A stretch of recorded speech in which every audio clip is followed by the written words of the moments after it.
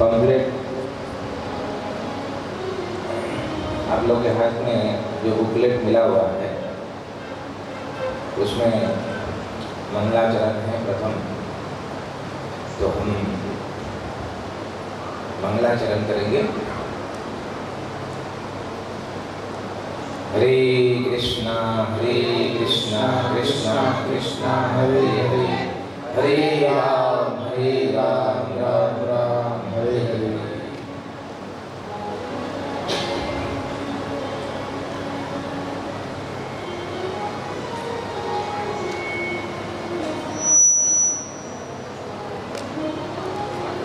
कृपया सब लोग हाथ जोड़े और मेरे बाद जो हाथ जोड़ाएं।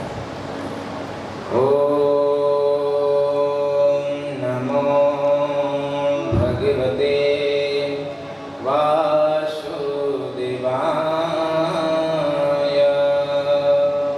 ओम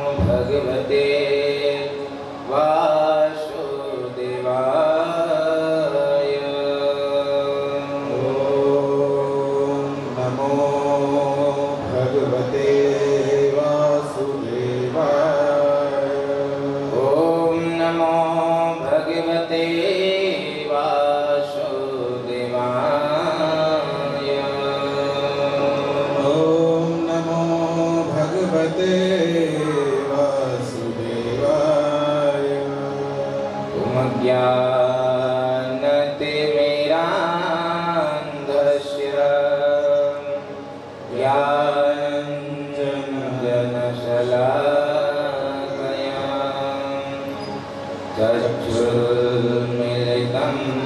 येन तस्मै श्रीगुरवे नमः। श्रीचैतन्यमनोभीष्टं स्थापितं येन भूतले स्वयं रूप कदा मह्यं ददाति स्वपदान्तिकम्। वन्देऽहं श्रीगुरुश्रीयुतपदकमलं श्रीगुरुन् वैष्णवांश्च श्रीरूपं साग्रजातं सहगना रघुनाथान्वितं तं सजीवम् साद्वैतं सावधूतं परिजनसहितं कृष्णचैतन्यदेवं श्रीराधा कृष्णपादां सहगणा ललिता श्रीविशाखान्वितांश्च नमो विष्णुपादाय कृष्णप्रेष्ठाय भूतले श्रीमते भक्तिवेदान्त स्वामिन्नीति नामिने। नमस्ते सारस्वते देवे गौरवाणी प्रचारिणे निर्विशेषशून्यवादी पाश्चात्यदेशतारिणे।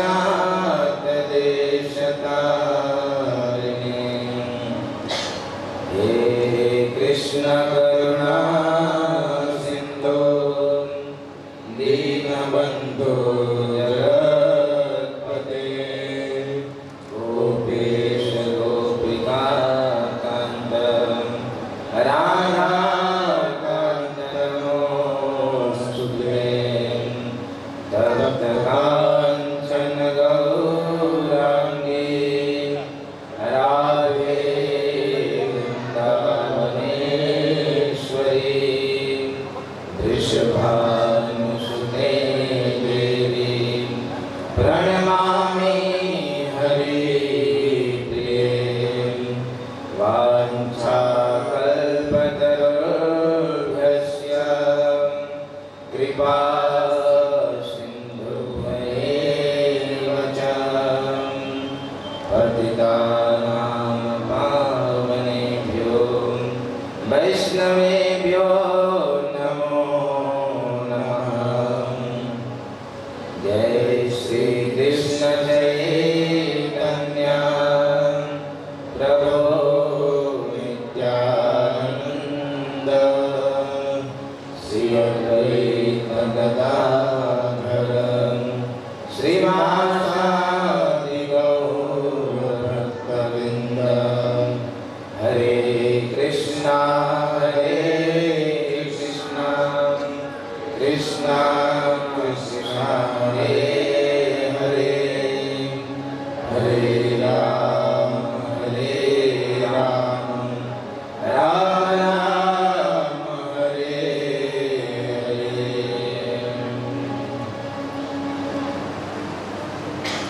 आराध्यो भगवान् ब्रजेशतनय तद्धाम वृन्दावनम्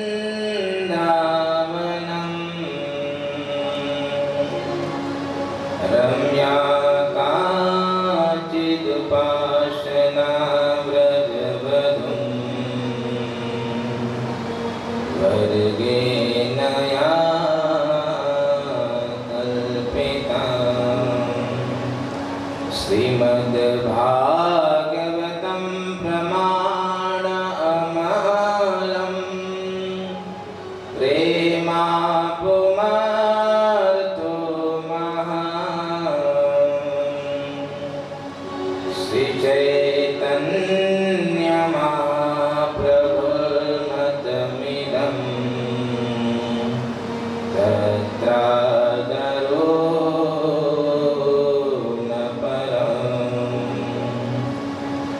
युन्तः प्रविश्य मम वाचमिमां प्रसुप्तां सञ्जीवयत्रखिलशक्तिधराश्वधाम्नाम् अन्यासहस्रश्रवणां श्रवणात्तगादीन्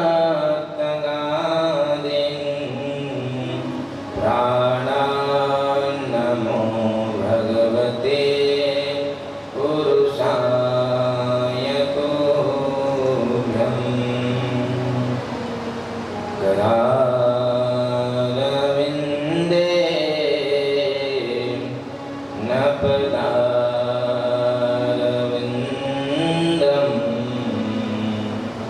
मुखारविन्दे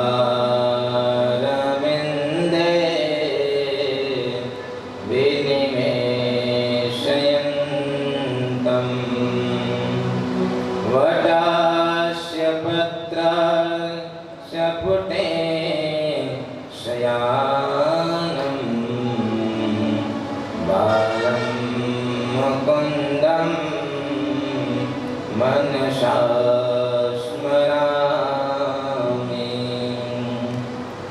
श्रीकृष्ण गोविन्द हरे मुरारे, हे नाथ नारायण वासुदेवा। जिह्वे पिबस्वाम् अमृतमेतदेवं गोविन्द दामोदर माधवेति। जय जय श्री राधारमण, जय जय नवल किशोर, जय गोपी चिताचोर प्रभु, जय जय माखन चोर।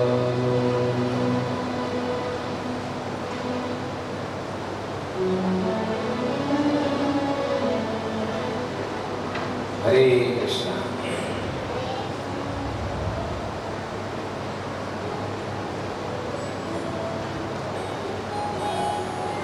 हरे कृष्णा कृष्णा कृष्णा हरे हरे, हरे राम राम राम हरे हरे। तो आप सभी भक्तों का अंतर्राष्ट्रीय कृष्ण भावनामृत संघ इस्कॉन वापी के द्वारा प्रस्थापित इस 7 दिवसीय भागवत सत्र में आप सभी भक्तों का हम हार्दिक स्वागत करते हैं। बहुत ही सुंदर कुछ ही दिनों में जो है नरसिंह चतुर्दशी का उत्सव आ रहा है। नरसिंह चतुर्दशी जो है हमारा वापी इस्कॉन वापी का ब्रह्मोत्सव है। आप पीछे देख रहे होंगे कि हम जो है इस्कॉन वापी का 9वां ब्रह्मोत्सव उत्सव मना रहे हैं। ये ब्रह्मोत्सव को सेलिब्रेट करने के लिए हम जो है 7 दिवसीय जो है भागवत कथा जो है प्रतिवर्ष जो है हम करते हैं। तो बहुत ही सुंदर जो है पवित्र तिथि भगवान नरसिंह देव का आ रहा है, नरसिंह चतुर्दशी, जिस दिन पे भगवान नरसिंह देव का प्राकट्य हुआ। भगवान नरसिंह देव से प्रार्थना करते हुए हम जो है इस भागवत सत्र को आगे बढ़ाएंगे। नरसिंह देव जो कि सभी के विघ्नों का नाश करने वाले हैं, भगवान नरसिंह देव, बड़ी कृपा है कि नरसिंह देव के इस जन्म उत्सव के उपलक्ष्य में हम श्रीमद् भागवत कथा को श्रवण कर रहे हैं। ये हमारा परम सौभाग्य है। तो भगवान नरसिंह देव के ही चरण कमल में प्रार्थना करते हुए कि हमारे सभी विघ्नों का नाश करे और उनसे प्रार्थना करते हुए कि हम 7 दिवसीय जो है भागवत सत्र ये जो है पूर्ण बिना विघ्न हुए ये जो है समाप्त हो। ऐसे ही प्रार्थना भगवान नरसिंह देव के चरण कमलों में करते हुए और साथ साथ में भगवान नरसिंह देव से ही शक्ति प्राप्त करके पूरे विश्व का विघ्नों को नाश करने वाले ऐसे जो है गणेश जी के चरण कमलों में जो है प्रार्थना करते हुए, जिनके बारे में ब्रह्मा जी ब्रह्म संहिता में बड़ी सुंदर बात को कहते हैं। ब्रह्मा जी ब्रह्म संहिता में कहते हैं, यद्पाद पल्लव युगम विनिधाय कुंभ द्वंदे प्रणाम समये सगणाधिराज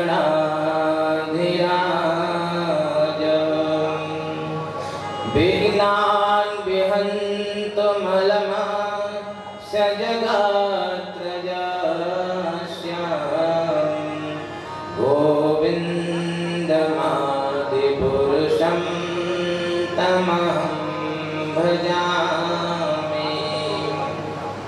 ब्रह्मा जी ब्रह्म संहिता में कहते हैं कि भगवान नरसिंह देव से भगवान से शक्ति प्राप्त करके जो है गणेश जी जो है समस्त संसार के विघ्नों को नाश करने वाले हैं।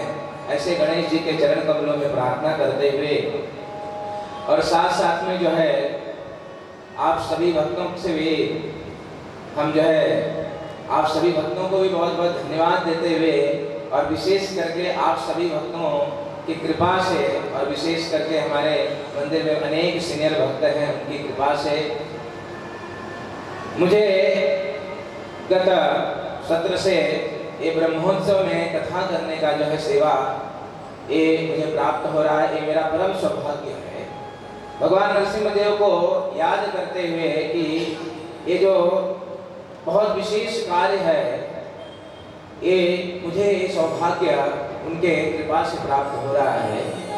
तो निश्चित रूप से हम उनसे प्रार्थना करते हैं कि वो हमको शक्ति प्रदान करे ताकि हम इस भागवत की सेवा को बड़ी सुंदर रूप से कर पाए। भागवत सत्र को प्रारंभ करने से पहले हम भागवत की महिमा को श्रवण करते हैं। एक भागवत की परिपाटी रही है कि जब भी भागवत शुरू होता है, प्रारंभ होता है, उस समय हमें भागवत की महिमा से हम शुरू करते हैं, क्योंकि जब तक किसी व्यक्ति के प्रति श्रद्धा विश्वास नहीं होता है, उसके प्रति श्रद्धा नहीं है, तो हम उसको श्रवण नहीं करते हैं। इसलिए भागवत की महिमा, वैसे तो भागवत की महिमा अपार है। भागवत की महिमा के ऊपर पूरे 7 दिन की भागवत सत्र हो सकती है, लेकिन हमारे पास समय सीमित समय रहता है, इसलिए हम प्रतिदिन जो है थोड़े भागवत को महिमा को श्रवण करेंगे। तत्पश्चात जैसे कि हमने ये संकल्प लिया है कि प्रथम 2 दिन जो है भागवत के चरित्र में से जो अजामिल का चरित्र है उसको श्रवण करेंगे। तत्पश्चात जो है 2 दिन पितामह भीष्म के चरित्र को श्रवण करेंगे, उनकी स्थितियों को श्रवण करेंगे। और जो 5वें दिन जो है वह हरिदास ठाकुर के प्रयाण को श्रवण करेंगे।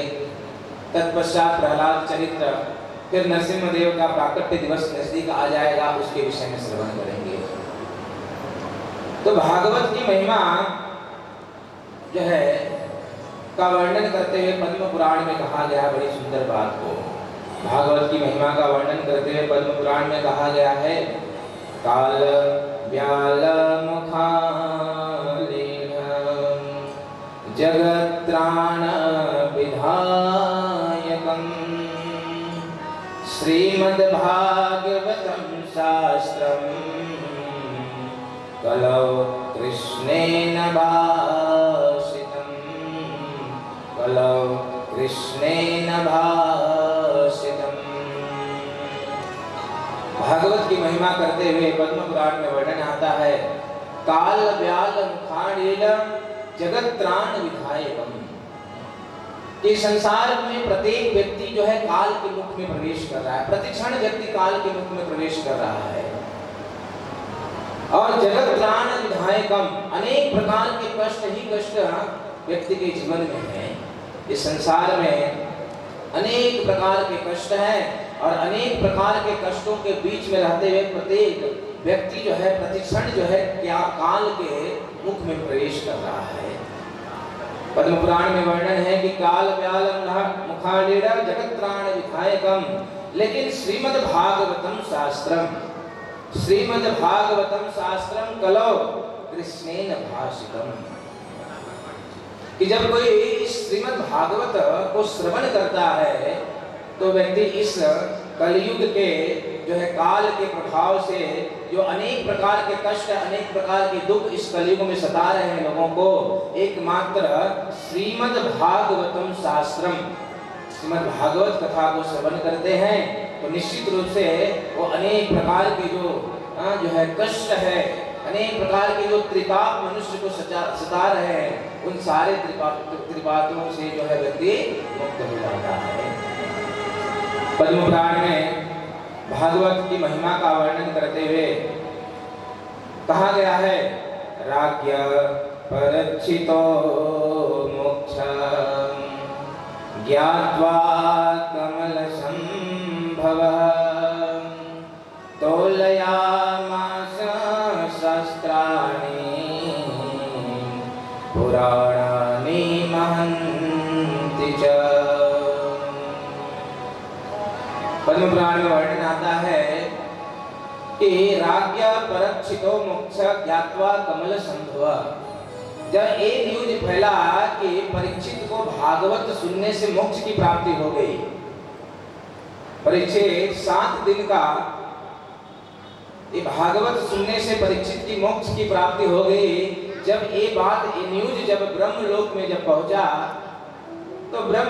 पहुंचा तो किसी को विश्वास नहीं हुआ कि केवल 7 दिन की भागवत श्रवण करने से परीक्षित को मोक्ष की प्राप्ति हो गई, एक ऐसे संभव है। तो उस समय जो है ब्रह्मलोक में ब्रह्मा जी ने तुला बनवाया, तोलयामास शस्त्राणि। ब्रह्मलोक में ब्रह्मा जी ने तुला बनाया, जैसे मंदिर में तुला का दर्शन किए ना, अभी अक्षय तृतीया में सब लोगों ने तुला दान किया, हमारे मंदिर में तुला दान है। तो ब्रह्मलोक में ब्रह्मा जी तुला को बंधवाए, इसके लिए जब ये न्यूज उन्होंने सुना कि 7 दिन की भागवत श्रवण करने से परीक्षित का मोक्ष हो गया, तो इस बात को जानने के लिए जो है कि क्या ये सत्य में सही में क्या 7 दिन की भागवत श्रवण करने से परीक्षित को मोक्ष प्राप्त हो गया, या 7 दिन का भागवत श्रवण करने से व्यक्ति को मोक्ष की प्राप्ति हो जाता है। ब्रह्मलोक में ब्रह्मा जी ने तुला बंधवाया और जिसमें एक तरफ तुला के एक तरफ जो है ब्रह्मा जी ने श्रीमद् भागवत कथा श्रवण करने का फल को रख दिया। ब्रह्मा जी ने तुला के एक तरफ श्रीमद् भागवत कथा श्रवण करने का फल रखा और दूसरे तरफ जो है पूरे जीवन में साधन करने का फल रखा। लेकिन वो पूरे जीवन में साधन करने का जो फल टना का टना रह गया।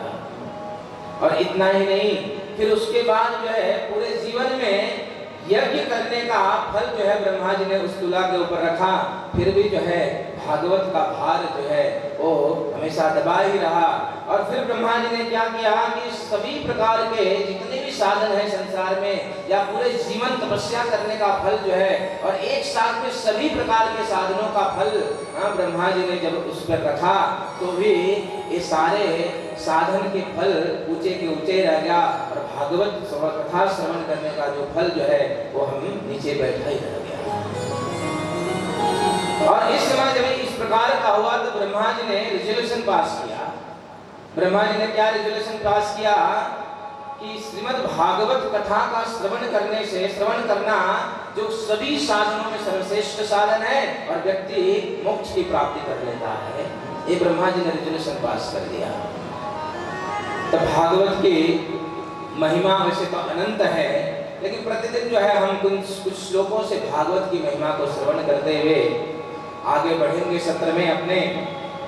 वैसे भागवत करने का जब भी मौका हमको प्राप्त होता है, बड़े सौभाग्यवान होते हैं जो भागवत कथा को श्रवण करते हैं।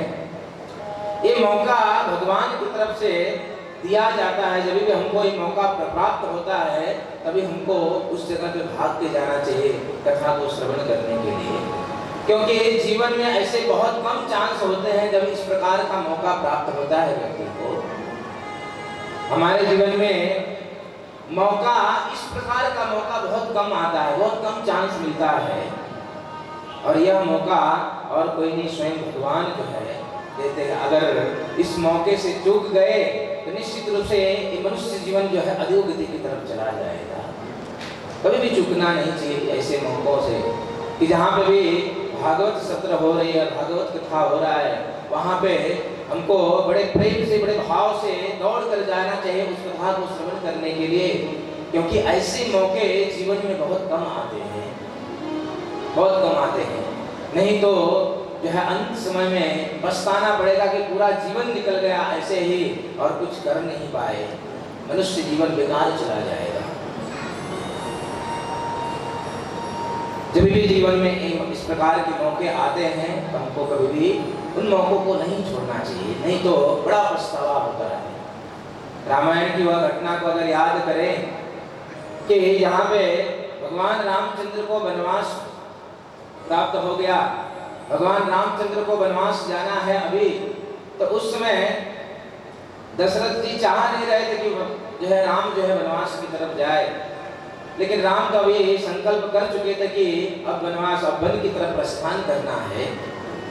उस समय जो है दशरथ जी ने देखा कि राम मानने वाला नहीं है, तो उस समय दशरथ जी ने सुमंत्र को कहा कि सुमंत्र, मेरे रथ को लेकर तुम जो है, मेरे रथ को लेकर तुम बैठाओ राम को और थोड़ा इस अयोध्या में बॉर्डर तक घुमाकर वापस उसको लेकर आ जाओ।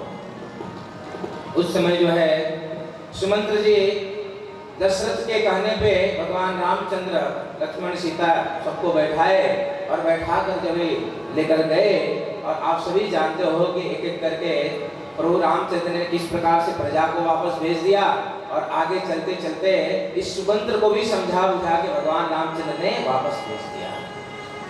सुमंत्र जो है वापस तो आ गए, सुमंत्र जी वापस आए और आकर बड़ा पछतावा करने लगे, बड़े पछताने लगे, और अपने मन को कोसने लगे कि हे मन, तुमने अवसर चूक गया, क्योंकि तुम राम को छोड़कर आ गया। दशरथ ने कहा था कि राम को लेकर आना, अगर राम को लेकर आया होते तो दशरथ की तरफ से अनेक प्रकार के उपहार, अनेक प्रकार के इनाम प्राप्त होता। ये सुमंत्र जी अपने मन को कोस रहे, अपने मन को बोल रहे कि मन, तू अवसर चूक गया।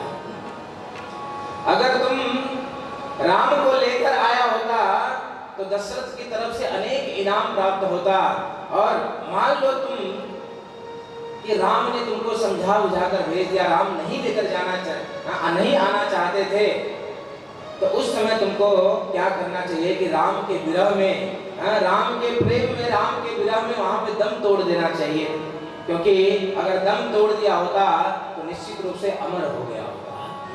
मन, तुम अवसर चूक गया।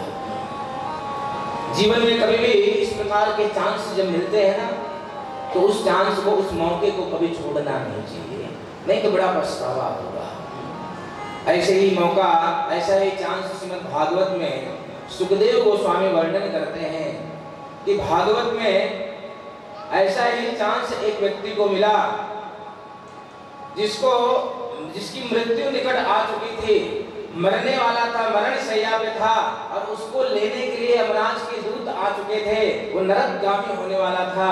लेकिन ऐसा चांस उस व्यक्ति ने, उस चांस को, सही मौके को सही उपयोग किया, जिसके कारण वर्णन है कि वो मृत्यु के दरवाजे पे खड़ा हुआ वो व्यक्ति जो है, जिसको यमराज के दूत लेने आने वाले थे, अब उस व्यक्ति को जो है विष्णु दूत लेने के लिए आ रहे हैं। सुखदेव गोस्वामी वर्णन करते हैं कि हेमम विमानम आड़ुयम, इस सोने के विमान में जो है विष्णु के दूत आए और वो जो व्यक्ति जो नरकगामी होने वाला था उस सोने के विमान में बैठाकर जो है वो कहाँ उस चांस का उपयोग किया उसने और उस मौके को सही उपयोग किया जिसके कारण वो मृत्यु से बचकर वो भगवान के धाम को प्राप्त हो गया। सुखदेव गोस्वामी वर्णन करते हैं ये कथा और किसी का नहीं, ये कथा अजामिल का है, जिस अजामिल की कथा को आज और कल हम श्रवण करने वाले हैं। अब आइए आपके बुकलेट में जो है अजामिल के प्रसंग को जब भी मैं वर्णन करूंगा तो आप लोग बुकलेट में प्रत्येक शब्द को देखिए, उस श्लोक को देखिए, क्योंकि श्लोक में भी बड़ी शक्ति होता है।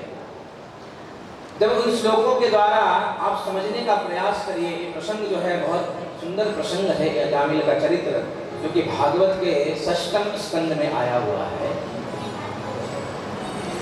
सुखदेव गोस्वामी परीक्षित महाराज को कथा सुनाते हुए सुखदेव गोस्वामी परीक्षित महाराज को वर्णन करते हुए कहते हैं, सकृन्मनः कृष्ण पदारविन्दयो निवेशितं तद्गुणराग्यैरिहं न तेयमः पाशमृतस्य तद्भटान् स्वप्ने पश्यन्ते चेन्न निष्कृताम्। सुखदेव गोस्वामी परीक्षित महाराज को वर्णन करते हुए कहते हैं कि अगर कोई व्यक्ति कोई मनुष्य सकृन्मनः कृष्ण पदारविन्दयो, अगर कोई मनुष्य भगवान कृष्ण के गुण नाम रूप लीला को थोड़ा भी श्रवण करता है, सकृन अर्थात थोड़ा थोड़ा सा, एक बार भी थोड़ा से भी स्मरण कर लेता है, चिंतन कर लेता है, तो बड़े से बड़े भय से उसकी रक्षा हो जाती है। सकृन्मनः कृष्ण पदारविन्दयो निवेशितं तद्गुणराग्यैरिहं। भगवान के नाम गुण लीला किसी का भी थोड़ी मात्रा में भी थोड़ा से भी श्रवण कर लेता है व्यक्ति तो बड़े भय से रक्षा हो जाता है। यहाँ तक कि सुखदेव गोस्वामी वर्णन करते हैं, नते यमः पास नते यमः प्रात ऋतस्य तद्भुजान्।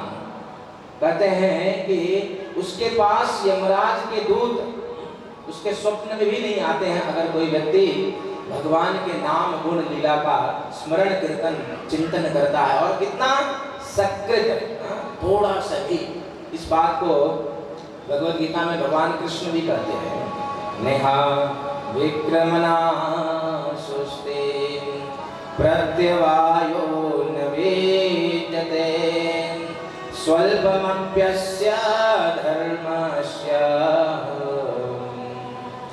भगवान कृष्ण गीता में कहते हैं कि नेहा विक्रमणा सुस्ति प्रत्यवायो न विद्यते स्वल्पमप्यस्य धर्मस्य त्रायतो महतो भवात्। भागवत में सुखदेव गोस्वामी परीक्षित महाराज को कहते हैं कि सकृन्मना थोड़ा से, और इसी बात को भगवद गीता में कृष्ण कहते हैं कि अगर व्यक्ति इस मार्ग में थोड़ा से भी वो भक्ति करता है तो नेहा विक्रमणा सुस्ति प्रत्यवायो न विद्यते स्वल्पमप्यस्य, थोड़ा से भी किया गया कार्य उसको बड़े भय से उसको रक्षा कर देता है। तो भगवान का जो नाम है या भगवान का गुण लीला ये सब जो है भगवान का जो व्यक्ति को बड़े से बड़े भय से रक्षा करने वाला है। निवेशितं तद्गुणराग्यैरिहं। और किसी भी देश से अगर प्रश्न उठे कि एक बार भी भगवान का नाम लेने से इतनी बड़े बड़े भय से रक्षा हो जाता है और कौन से उद्देश्य से, तो कहते हैं कि किसी भी उद्देश्य से अगर भगवान का नाम लिया जाता है, कोई भी कारण से, थोड़ा भी कोई भी कारण से भगवान का नाम लिया जाता है तो उस समय वो व्यक्ति बड़े भय से रक्षा हो जाता है, उसका बड़े बड़े संकटों से उसकी रक्षा हो जाती है। और विशेष करके वो नरक जाने से बच जाता है। सबसे बड़ा भय व्यक्ति को क्या है? जीवन में सबसे बड़ा भय व्यक्ति को है कि मृत्यु का भय है, और उसमें भी कहीं हम नरकगामी तो नहीं हो जाए, इस प्रकार का बड़े बड़े भय व्यक्ति को सताता है। लेकिन सुखदेव गोस्वामी वर्णन करते हैं कि सकृन्मनः, किसी भी उद्देश्य से थोड़ा भी अगर भगवान का नाम लिया जाता है तो निश्चित रूप से वह श्रेय फल को प्रदान करने वाला है। हम देखते हैं भागवत में कि पूतना ने कौन से उद्देश्य से भगवान के पास आई थी। भगवान को मारने के लिए पूतना आई थी, लेकिन भगवान ने उसको कौन सा पद दे दिया? उसको माँ का पद प्रदान कर दिया। भगवान के पास से प्रेम से आए या व्यक्ति क्रोध से आए, अगर भगवान के पास आता है तो निश्चित रूप से जो है वो इस संसार के अनेक भय से उसकी रक्षा हो जाती है और वो व्यक्ति परम पद को प्राप्त कर जाता है। नहीं तो देखिए, शिशुपाल ने कौन सी भगवान की भक्ति की थी? रावण ने कौन सा भगवान का भक्ति किया था? भगवान को मारने आया था। कंस भी मारने आया था। अनेक प्रकार के असुर भगवान को मारने के लिए आए थे, लेकिन ये सारे असुर जो है मुक्ति को प्राप्त हो गए। इसलिए सुखदेव गोस्वामी वर्णन करते हैं कि भगवान के पास किसी भी उद्देश्य से व्यक्ति आता है और थोड़ा सा भी सकृन मनः कृष्ण पदार विंदयो, थोड़ा सा भी भगवान के चरण कमलों में अपने मन को लगाता है तो निश्चित रूप से बड़े बड़े भय से रक्षा हो जाता है उसका। हम सब यहाँ पे गृहस्थी वाले ज्यादातर बैठे हुए हैं। गृहस्थी वालों के लिए ये तो बड़ा महत्वपूर्ण, और वैसे भी मैंने चुन के रखा है इस श्लोक को। इस श्लोक को चुन के रखा है क्योंकि बहुत बल प्रदान करता है गृहस्थी में फंसे हुए लोगों के लिए कि भगवान का नाम थोड़ा से भी, क्योंकि हमारे 24 घंटे में हम गृहस्थी वाले लोग तो पता नहीं कितना समय भगवान के लिए देते हैं, क्योंकि अनेक प्रकार के ऑफिस कार्यकलाप, बच्चों का पालन करना, पति पत्नी पोषण, परिवार को चलाना, अनेक प्रकार के गृहस्थी कार्यों में लगे हुए हैं। तो ये बात जब सुखदेव गोस्वामी के मुखारबिंद से श्रवण करने के लिए प्राप्त होता है तो बड़ा आनंद आता है। मुझे बड़ा अच्छा लगा कि सुखदेव गोस्वामी वर्णन करते हैं कि सकृन मना, थोड़ा से भी व्यक्ति अगर भगवान का नाम उनका कीर्तन कर लेता है तो उसके जीवन में जो है बड़े से बड़े भय जो है उससे उसकी रक्षा हो जाती है। परीक्षित महाराज कि मानो मन में भी एक अगर डाउट हुआ, ऐसा माने कि परीक्षित महाराज को डाउट हुआ कि थोड़ा से भी और किसी भी भी उद्देश्य से व्यक्ति भगवान के पास जाता है तो उसको इतनी बड़े भय से मुक्त हो जाता है, और विशेष करके जो है वो नरक की यातना से या नरक से मुक्त हो जाता है वो व्यक्ति। सुखदेव गोस्वामी वर्णन करते हैं, उन्होंने सुखदेव गोस्वामी कहते हैं कि आओ मैं तुम्हें एक इतिहास का वर्णन करता हूँ। श्लोक नंबर जो है 20 में सुखदेव गोस्वामी इतिहास का वर्णन करते हुए कहते हैं, यत्र चोदाहरन्ति इतिहासं पुरातनं दूतानां विष्णुमयो संवादस्तं निबोध मे। हे परीक्षित, मैं तुम्हें एक इतिहास का वर्णन करता हूँ जो कि बड़ा पुरातन इतिहास है, जिसमें एक व्यक्ति था जो कि मृत्यु के दरवाजे पे खड़ा था और उसको लेने के लिए यमराज के दूत आ गए थे। उस इतिहास का वर्णन करते हुए सुखदेव गोस्वामी कहते हैं कि वह व्यक्ति जो था वो मृत्यु के दरवाजे पे खड़ा था और उसको लेने के लिए यमराज के दूत आ गए, लेकिन वो व्यक्ति एक बार जो है भगवान का नाम लिया तो उस यमराज के भय से मुक्त हो गया। ऐसा कौन सा इतिहास है परीक्षित? वो इतिहास है, इसे बड़े ध्यान से सुनो। देखिए, बहुत ध्यान से हमें सुनना है, क्योंकि अगर हम भागवत के किसी भी प्रसंग को हम जाते हैं ना तो भागवत के पात्रों में अपने आप को फिट करने का प्रयास करना चाहिए। हम भागवत के प्रसंगों में अपने आप को फिट करेंगे ना तो निश्चित रूप से हम जो है भागवत कथा श्रवण करने का पूर्ण फल प्राप्त कर सकते हैं। हमें ढूंढना चाहिए हम कौन से पात्र में फिट होते हैं, इसलिए हमको क्या करना चाहिए? ध्यान से श्रवण करना चाहिए। जैसे कि कोई व्यक्ति जब ये पिक्चर देखने जाता, मूवी देखने जाता है, जाते हैं ना सब लोग, हमें यहाँ तक विश्वास है कि आप लोग नहीं जाते होंगे, बराबर है? सब मूवी देखने के लिए जब जाते हैं तो क्या करते हैं? बैठ के जब देखते हैं तो अपने आप को पात्र में फिट करते हैं। क्या फिट करते हैं? वो हीरो जो है वो हीरो को अपने अंदर फिट करते हैं। अब हीरो को दुख लगा तो वो भी दुखी होता है, अब हीरो किसी को मारता है तो उसको भी आनंद आता है ना? ये पात्र में फिट करते हैं सब अपने आप को। ऐसे ही इस भागवत सत्र में आप बैठे हैं तो पात्रों में अपने आप को फिट करो, और वो फिट करने के लिए बड़े ध्यान से कथा का श्रवण करना पड़ेगा।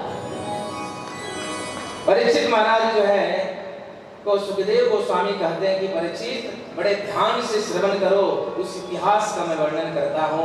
वो इतिहास का वर्णन करते हुए सुखदेव गोस्वामी कहते हैं आगे श्लोक 21 नंबर, कान्य कुब्जेत जय कश्चित् दासेर पतिर अजामिलः नामना नष्ट सदाचारो दास्या संसर्ग दोषितः।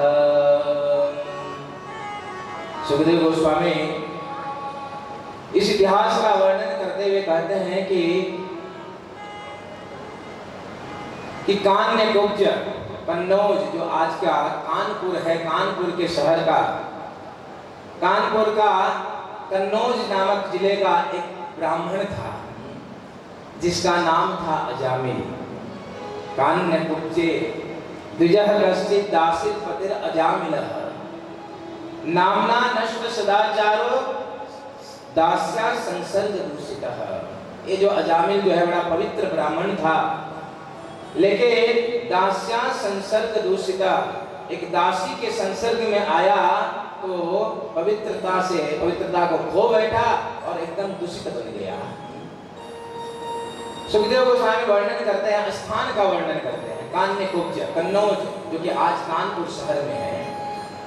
उस कन्नौज का एक ब्राह्मण था, कन्नौजिया ब्राह्मण, जैसे होते हैं ना सरस्वती के नदी के तट पे रहने वाले सारस्वत ब्राह्मण होते हैं, जो है ऐसे अलग अलग ब्राह्मण होते हैं। और ये ब्राह्मण कौन था? कन्नौजिया ब्राह्मण था, कन्नौज का, बड़ा ही पवित्र ब्राह्मण था। सुखदेव गोस्वामी स्थान का वर्णन करते हैं, क्योंकि देखिए किसी भी ग्रंथ की शुरुआत होती है, कथा का शुरुआत होता है तो स्थान का वर्णन आता है। जैसे कि भगवद गीता का प्रारंभ हुआ तो स्थान का वर्णन आया, धर्म क्षेत्रे कुरुक्षेत्रे, धर्म क्षेत्र कुरुक्षेत्र युद्ध स्थल है। भगवद गीता का प्रारंभ हुआ कुरुक्षेत्र के युद्ध स्थल से। ऐसे ही भागवत का जब प्रारंभ हुआ निमिषे क्षेत्रे, नैमिषारण्य से, उस क्षेत्र से भागवत कथा का प्रारंभ हुआ तो नैमिषारण्य क्षेत्र से का वर्णन आया। ऐसे ही जब रामायण का शुभारंभ हुआ तो भरद्वाज मुनि बसाहि प्रयाग, रामायण का जब शुरुआत हुआ तो कहां से शुरुआत हुआ? तीर्थराज प्रयागराज से शुरुआत हुआ। तो स्थान की बड़ी महिमा है। देखिए किसी भी प्रसंग, किसी भी ग्रंथ का कथा का प्रारंभ होता है तो स्थान का वर्णन पहले आता है। यहाँ पे इतिहास का वर्णन करते हुए सुखदेव गोस्वामी भी स्थान का वर्णन करते हैं, कान्या कुब्ज द्विजे कश्चित्, क्योंकि स्थान की इतनी महिमा होती है कि जब हम सही स्थान पे बैठकर कथा का श्रवण करते हैं, कोई बोल सकता है कि हाँ रिकॉर्डिंग चल रहा है, हम रिकॉर्डिंग बाद में सुन लेंगे, वो लाभ आपको नहीं प्राप्त होगा। कोई सोच सकता होगा कि हम ऑनलाइन कथा को श्रवण कर लेंगे, वो लाभ नहीं प्राप्त होगा। लेकिन इस स्थान पे, इस मंदिर के प्रांगण में जहाँ पे आगे चल के राधा गोविंद जी प्रकट होने वाले, इस स्थान पे उस राधा गोविंद के गर्भगृह में एक व्यास की पीठ लगी हुई है जिसपे राधा गोविंद जी प्रकट होने वाले हैं। आगे चल के इस स्थान पे बैठकर जब हम कथा को श्रवण करते हैं तो उसका लाभ जो है हमको प्राप्त होता है, उसका एक्सप्लेनेशन, उसका वर्णन नहीं कर सकते हैं। तो स्थान की बड़ी महिमा है, हमको स्थान पे जाकर कथा श्रवण करने की बड़ी महिमा है, इसलिए यहाँ पे स्थान का वर्णन आता है। और वैसे भी जब भी हम कथा को श्रवण करते हैं, मैंने कहा कि जब भी कोई भी प्रसंग श्रवण करते हैं तो उन प्रसंग के पात्रों में अपने आप को फिट कर देना चाहिए।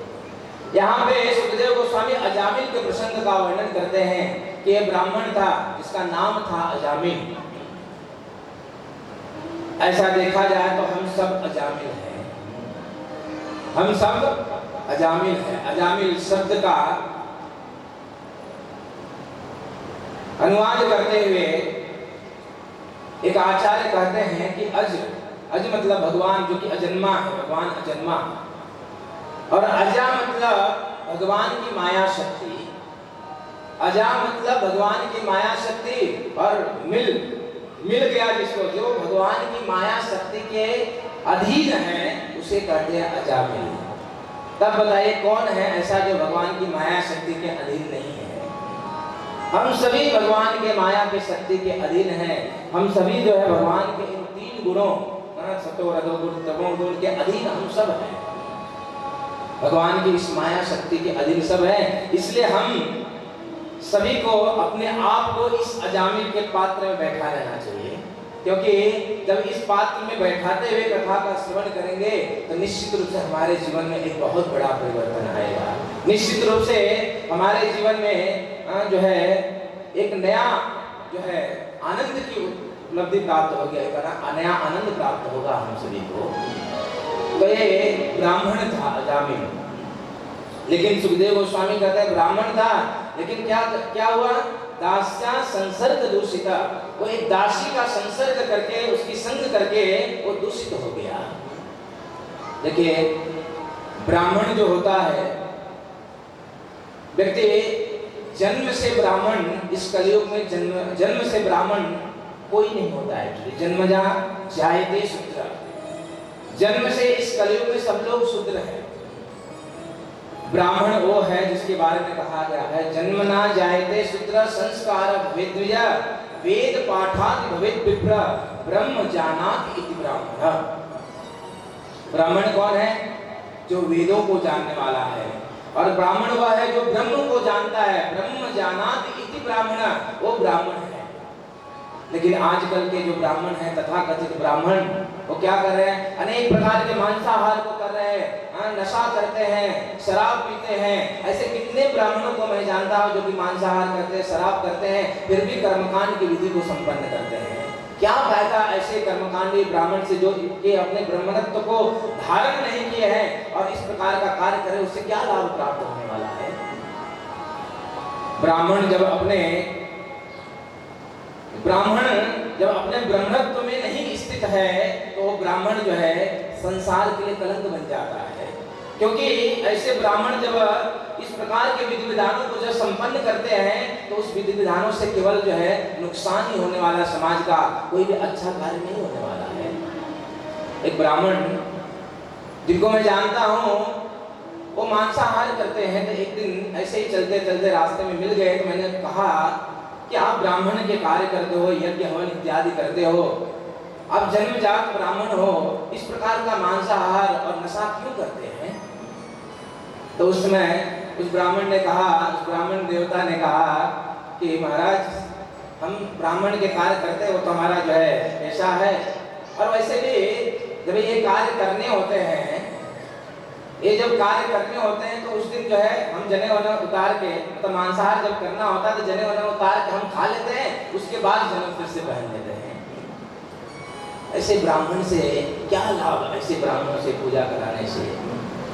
ब्राह्मण वो है जो कि शास्त्रों में कहा गया है कि वेद पाठात् प्रभवित विप्र ब्रह्म जानाति इति ब्राह्मण। ब्राह्मण वो है जो ब्रह्म को जानता है, जो ब्राह्मणत्व के सभी नियमों का पालन करता है। ऐसा अजामिल जो कि वेद पाठी ब्राह्मण था, लेकिन दास्या, सुखदेव जी वर्णन करते हैं, दास्या संसर्ग दूषिता, वह एक दासी, एक वेश्या के आसक्ति से वो बर्बाद हो गया, पवित्र से पापी बन गया। परीक्षित महाराज मानव पूछे सुखदेव गोस्वामी की अजामिल का क्या कार्य करता था, तो सुखदेव गोस्वामी वर्णन करते हैं 22 नंबर श्लोक। बंदाक्षे कैतवे योरे गर्हिता मृत्युमस्थिता वृद्वत् कुटुंब असुस्ति यात यामास देहिया। ये अजामिल क्या करता था? अब जब दासी के संसर्ग में आया तो क्या हो गया? पतित बन गया। और वो क्या करता? तो कहते हैं बंदाक्षे, क्या करता था? वो बंदी बनाता था, बच्चों को बंदी बनाता था, किडनैप करता था और लोगों से पैसा वसूली करता था। बंदिच्छे कैतवो, कैतवो अर्थात वो जुआ खेलने लगा। अब व्यक्ति के पास जब धन पैसा आता है तो वो जुआ में लगाता, सट्टा लगाता है, और पैसा अधिक कमाने के लिए वो सट्टाबाजी करता है।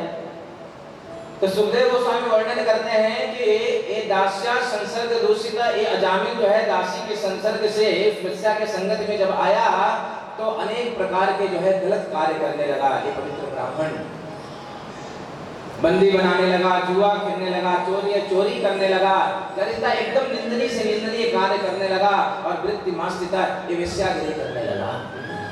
वृद्धर्थ कुटुंब इस प्रकार जो है ये सारे कार्य करके लोगों को कष्ट पहुंचा के ये क्या करता था, अपने परिवार का पालन पोषण करता था।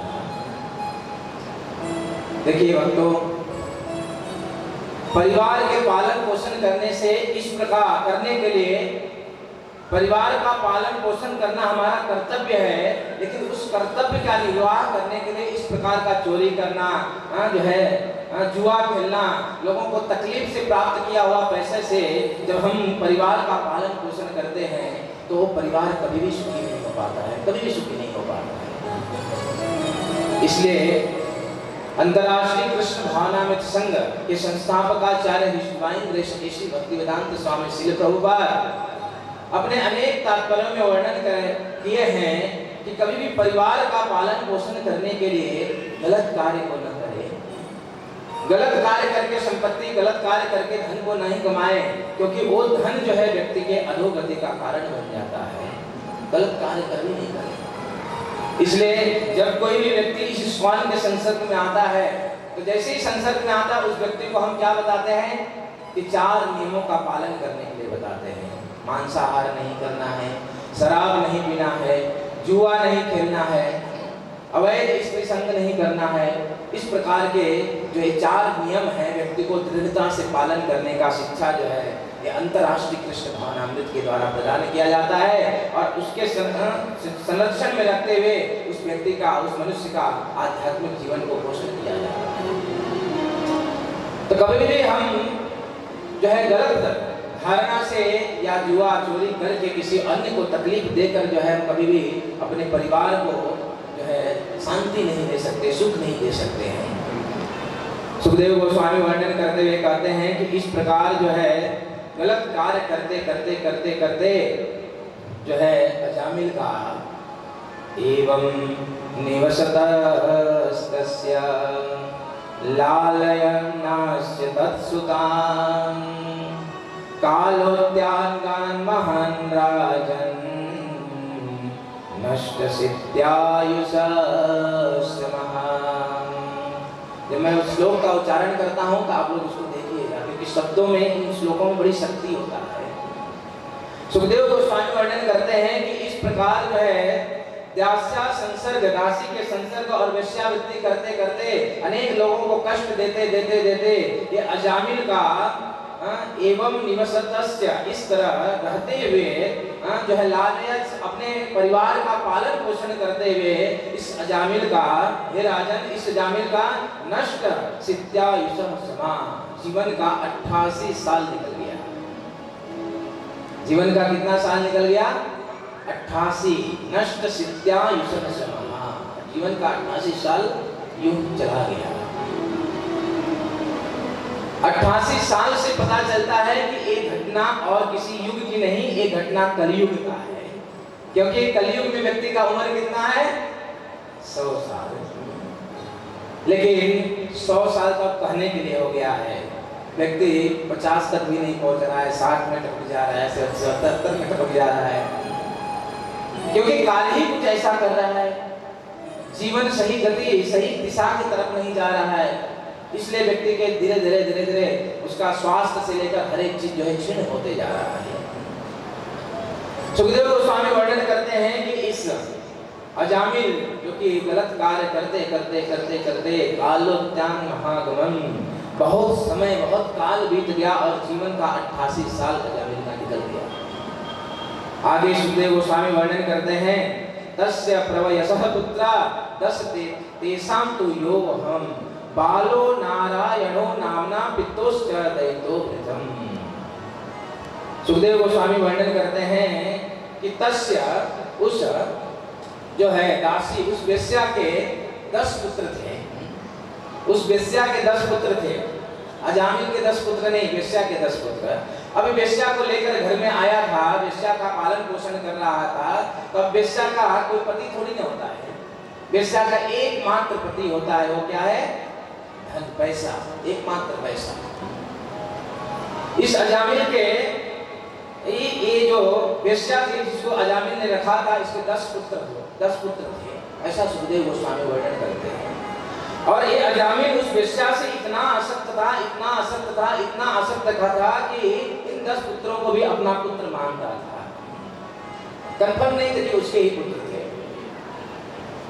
और इस प्रकार जो है इस दासी, इस वेश्या और पूरा जो है परिवार का पालन पोषण करते करते सुखदेव गोस्वामी कह रहे हैं कि जीवन का 88 साल निकल गया। लेकिन इस अजामिल का जो 10वां पुत्र था, उसका नाम सुखदेव गोस्वामी वर्णन करते हैं कि बालो नारायण नामना, उसका नाम जो है नारायण रखा गया। तो मानो परीक्षित महाराज प्रश्न कर रहे हैं कि ऐसा दुर्गमी व्यक्ति, जिसने अपने ब्राह्मणत्व को खो दिया और घर में वेश्या को रख दिया, पत्नी को घर से बाहर निकाल दिया, ऐसा दुर्गामी व्यक्ति अपने पुत्र का नाम नारायण कैसे रख दिया? तो एक समय की बात है कि अजामिल जो है घर से बाहर गया हुआ था। प्रतिदिन घर से बाहर जाता था, क्या करने के लिए?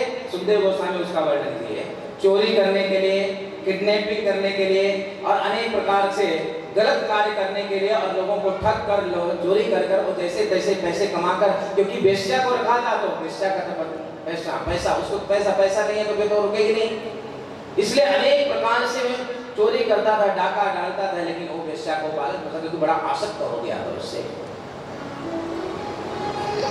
एक दिन की घटना है कि अजामिल जो है चोरी करने, डाका डालने जो भी है बाहर गया हुआ था। उस दिन जो है अनेक भक्तों का समूह जो है संकीर्तन करते हुए जो है इस अजामिल के गांव के निकट जो है होकर निकल रहा था। जैसे अंतर्राष्ट्रीय कृष्ण भावनामृत संघ के भक्त जो है नगर संकीर्तन को निकालते हैं तो अनेक मोहल्ले, अनेक गली में अलग अलग जगह पे जो है संकीर्तन करते हुए जाते हैं। क्योंकि उस संकीर्तन करने से एक बार भी व्यक्ति के घर के अंदर, अभी हम सुबह संकीर्तन निकालते हैं तो घर खुला भी नहीं रहता है, लेकिन उस घर के अंदर वो नाम पहुंच गया। तो जैसे कि सक्रिन सुखदेव गोस्वामी वर्णन करते हैं, नाम श्रवण करने मात्र से वो व्यक्ति बड़े बड़े भय से उसकी रक्षा हो जाती है, बड़े बड़े भय से रक्षा हो जाती है। तो संकीर्तन का एक टोली जो है उस अजामिल के गांव में जो है आया और इन भक्तों को थोड़ा से भूख प्यास लगा। अजामिल घर में नहीं है, अजामिल कहाँ गया? बाहर गया है चोरी डाका करने। घर में जो है ये वेश्या थी और उसका 10वां पुत्र जो था अभी 5-6 महीने का ही बालक था जिसको गोद में ली हुई थी। ये भक्त जो है उस गांव में जब प्रवेश किए तो उन्होंने सोचा कि अभी भूख लगा है, प्यास लगा है, तो कोई एक ऐसा घर चुने जहाँ पे थोड़ा सा हम कुछ भोजन को पकाते हैं और थोड़ा से जलपान करके इत्यादि जो है हम आगे बढ़ेंगे। इस प्रकार का जब विचार आया तो उन्होंने कुछ लोगों को देखा कि वो चौराहे पे कुछ लोग जो है बैठ के गोष्ठी बनाए हुए थे। अक्सर देखा जाता है कि जब जहाँ पे चौराहा होता है तो रात के समय जो है अनेक लोग बैठकर उस चौराहे पे मीटिंग करते हैं, पता नहीं कौन सी मीटिंग करते हैं। इन भक्तों ने देखा कि चौराहे पे जो बहुत सारे लोग हैं तो भक्तों ने पूछा कि इस गांव में हमको थोड़ा सा भूख प्यास लगा हुआ है, हम सोच रहे हैं कि कहीं भोजन पका ले। इस गांव में कोई ऐसा है जो साधु संतों की सेवा करता है, थोड़ा सा हमको शरण मिल जाए तो हम अपना भोजन पकाएंगे, स्वयं अपना भोजन पकाएंगे और थोड़ा से विश्राम करके निकल जाएंगे। तो इन चौराहे पर बैठे हुए लोगों ने बड़ा मजाक किया।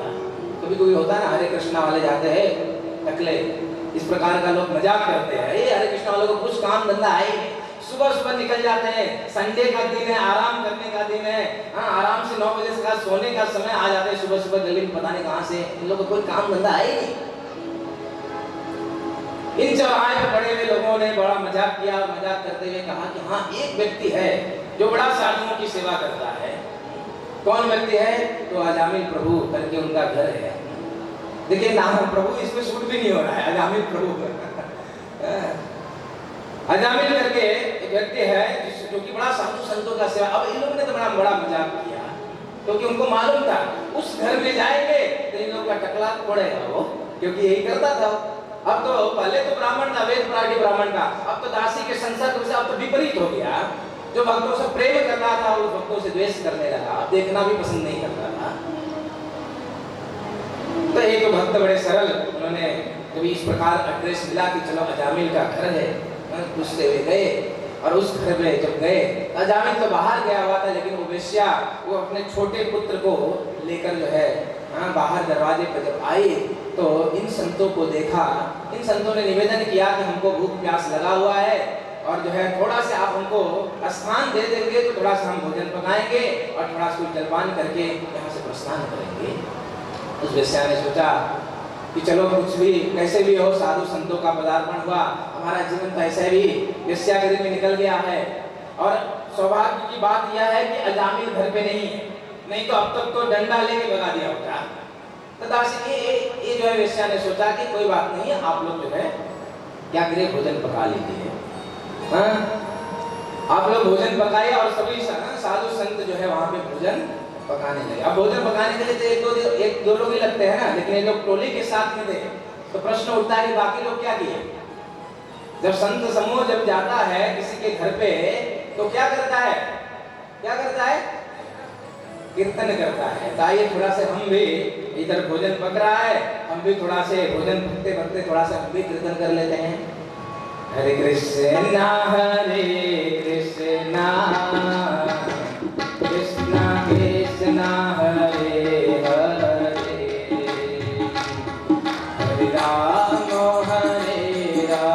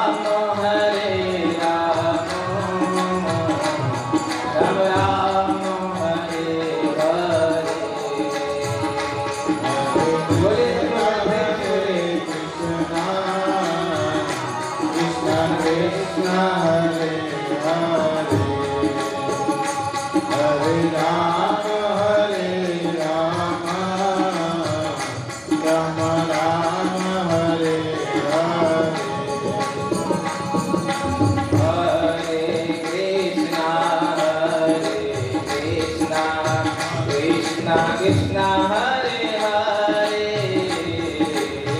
हरे राम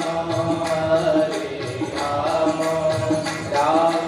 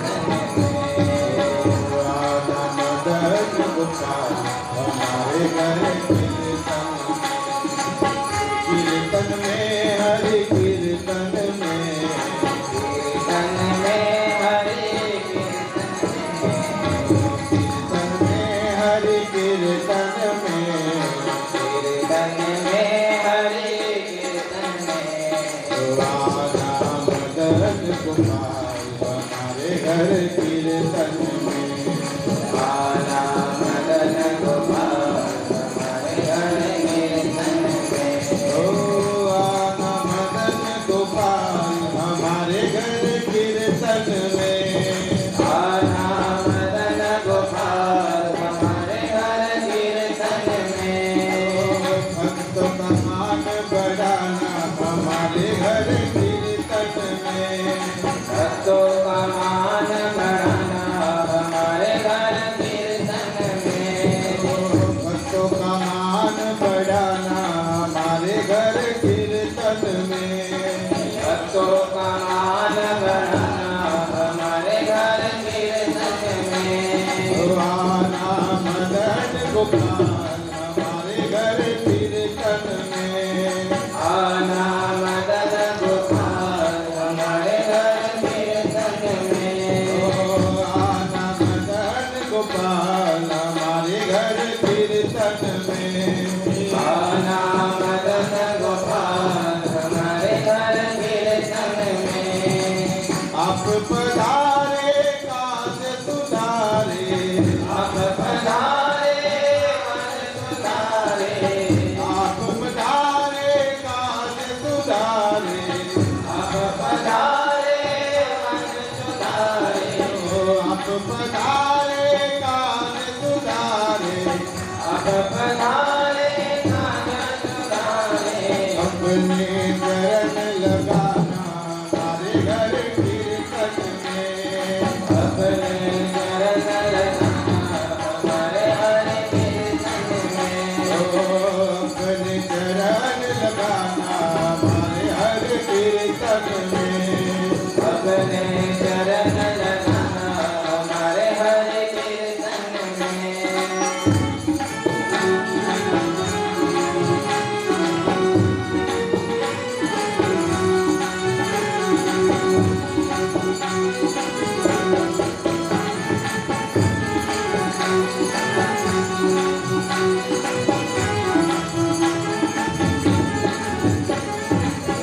आना मदन गोपाल हमारे घर कीर्तन में। आना मदन गोपाल हमारे घर कीर्तन में। नैना प्यासे तुम्हारे दर्शन के। नैना प्यासे तुम्हारे दर्शन के। नैना प्यासे तुम्हारे दर्शन के। नैना प्यासे तुम्हारे दर्शन के। नैना प्यासे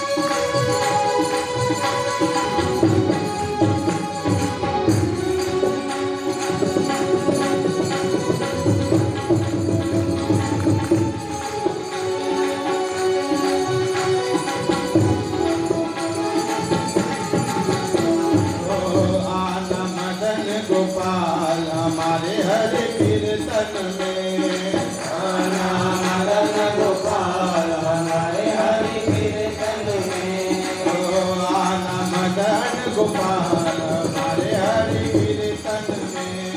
गाना मदन गोपाल हमारे हरि कीर्तन में।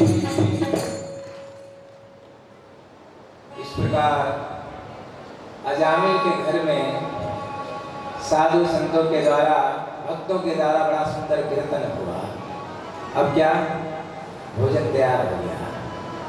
आप सभी के लिए भोजन प्रसादन तैयार हो चुका है। लेकिन अब और 15 मिनट केवल कीर्तन से तो काम चलेगा नहीं।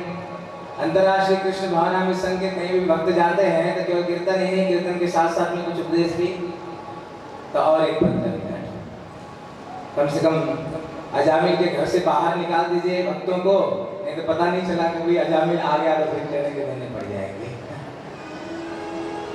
भक्त लोग सुंदर जो है कीर्तन किए।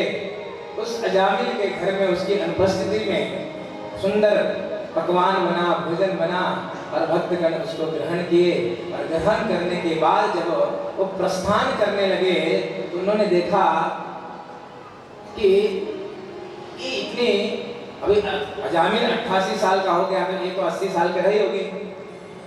80 साल की उम्र में उसके गोद में एक छोटा बालक है, 5-6 साल का बालक। तो भक्तों ने सोचा और पूछा कि किसका बालक है, क्योंकि उनको लगा कि इसका तो नहीं होगा, हो सकता है इसकी बेटी का कुछ होगा। भक्तों ने पूछ दिया, ऐसे ही जाते जाते निकलते निकलते पूछ दिया कि ये बच्चा कौन है, लड़का कौन है। तो उस समय ये कथा प्रारंभ हुई थी। याद रखना कि कथा प्रारंभ हुई थी कि ऐसा दुर्गामी व्यक्ति जो इतना पाप कर्म में लिप्त हुआ था, तो उसके पुत्र का नाम नारायण कैसे पड़ा। नारायण इसलिए पड़ा क्योंकि ये साधु संतों की कृपा हुई। भक्तों ने पूछा कि एक गोद में बालक कौन है। तो उस वेश्या ने कहा कि हमारा ये छोटा पुत्र मेरा बालक है। मतलब उस 80 साल की उम्र में भी उसको एक बच्चा उत्पन्न हुआ था अजामिल से। अजामिल पूर्ण रूप से उस वेश्या में आसक्त था।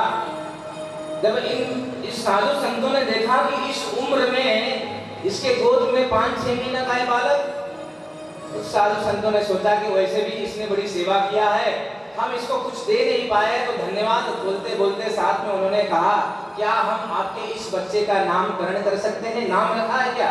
बोला नहीं, अभी तक तो नाम नहीं रखा है, क्या हम इसका नामकरण कर सकते हैं, तो कर दीजिए। तो इन साधु संतों ने उसका नाम जो है नारायण रख दिया। उस बच्चे का नाम नारायण पड़ा और साधु संत ये नाम रखकर जो है प्रस्थान कर गए। लेकिन एक खबर पहुंच गया, शायद वो चौराहे पे खड़े लोगों ने खबर पहुंचाया होगा अजामिल के पास कि तुम्हारे घर में साधु संत आए हुए हैं। अब अजामिल तो तीव्र गति से भागते हुए, तेज दौड़ते हुए कि मेरे घर में साधु संत, कुछ भरोसा नहीं है। हरे कृष्णा वालों का रसीद लेके पहुंच जाते हैं, लेके पहुंच के हाँ डोनेशन का कलेक्शन करने पहुंच जाते हैं, भरोसा नहीं। इतना मेहनत करके चोरी करके डाका डाल के मैं लेकर आता हूँ और ये लोग पट करके रसीद लेकर आ जाते, बोलते हैं विजुअल इसमें दो, ऐसा करो, ये करो, वो करो, बोलते ही रहते हैं। भागा अजामिल तेज गति से भागते हुए अपने घर में आया। तब तक साधु संत प्रस्थान कर गए थे और बोले कि कहाँ है। घर में जाकर ढूंढने लगा, किधर है किधर है। वेश्या ने कहा कि कौन किधर है। बोले तो साधु ब्राह्मण आए हुए थे क्या। हाँ आए थे लेकिन तो चले गए। कुछ लेकर गए क्या। कुछ लेकर नहीं बल्कि कुछ दे कर गए। तब अजामिल ने सोचा हाँ दे कर गए तो ठीक है। अजामिल ने पूछा कि क्या दे कर गए। बोले दे कर गए यही कि हमारे बच्चे का नामकरण कर दिया। अजामिल ने सोचा कि चलो अच्छा किया, कौन गूगल में ढूंढने जाएगा नाम दुनिया भर का मगजमारी। अच्छा हुआ, क्या नाम दिया। तो कहा कि नाम दिया नारायण। विश्वनाथ चक्रवर्ती ठाकुर सुंदर बात को कहते हैं कि अजामिल जो है प्रथम बार जो है भगवान का नाम सुना, नारायण। लेकिन वो भगवान का नाम नहीं था, किसका नाम था। उस बच्चे का नाम था। अपने बच्चे का नाम नारायण सुनकर अजामिल सोचा कि ठीक है नामकरण हो गया। अब अजामिल जो है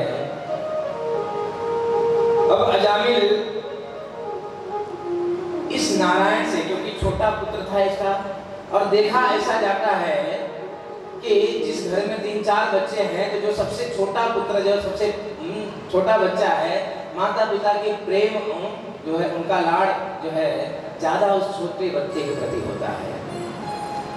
इस छोटे बच्चे से नारायण से अजामिल जो है आसक्त हुआ। सुखदेव गोस्वामी वर्णन करते हैं कि इस प्रकार जो है, इस प्रकार अजामिल के इस बच्चे का नामकरण हुआ, जो कि साधुओं ने नाम दिया। और अब अजामिल जो है इस बच्चे से इतना आसक्त हुआ, और आसक्त होकर अब उस बच्चे में ही उसकी मति लग चुकी हुई थी।